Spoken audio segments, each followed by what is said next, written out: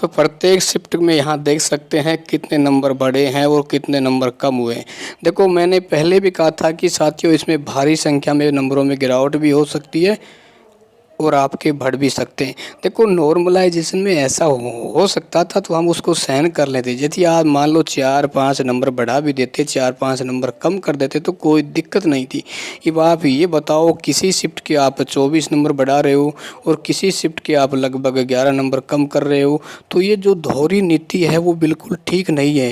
यानी एक बच्चा जो बिल्कुल लगभग बाहर हो चुका था सिलेक्शन से, वो बच्चे का यहाँ सिलेक्शन होता हुआ नज़र आ रहा है, और जो बच्चे पहले सिलेक्शन में थे वो लगभग यहाँ क्या है, बाहर होते नज़र आ रहे हैं।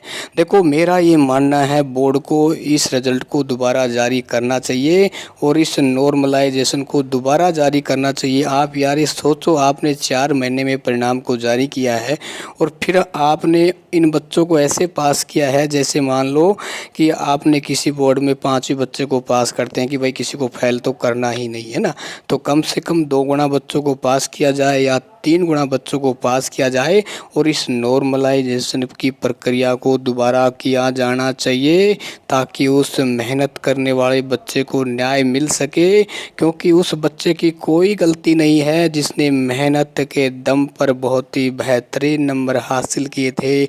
उसने अपने जीवन का जो बेशकीमती समय है 7-8 महीने इस पशु परीक्षा की तैयारी करने में लगाया था, उसने कहीं ना कहीं आर्थिक रूप से भी वो कमज़ोर हुआ होगा और प्लस में मानसिक रूप से भी उसको आज इतनी प्रताड़ना झेलनी पड़ रही है। तो साथियों, क्या आपको लगता है परिणाम दोबारा जारी होना चाहिए या नहीं, या फिर नॉर्मलाइजेशन है वो दोबारा होना चाहिए या नहीं, या फिर नॉर्मलाइजेशन प्रक्रियाएं हैं आने वाले आगामी भर्तियों में बंद होनी चाहिए?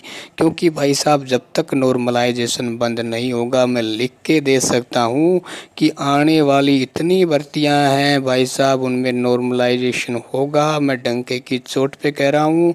और जब नॉर्मलाइजेशन होगा तो भाई साहब लाइब्रेरी में तुम पढ़ते रहना, ठीक है ना। आपकी मेहनत उस बारिश के पानी में इस तरह बह जाएगी साथियों, किसी को पता भी नहीं चलेगा, ठीक है ना। तो साथियों, आप कमेंट्स ज़रूर करना, क्या रिजल्ट दोबारा जारी होना चाहिए या नहीं।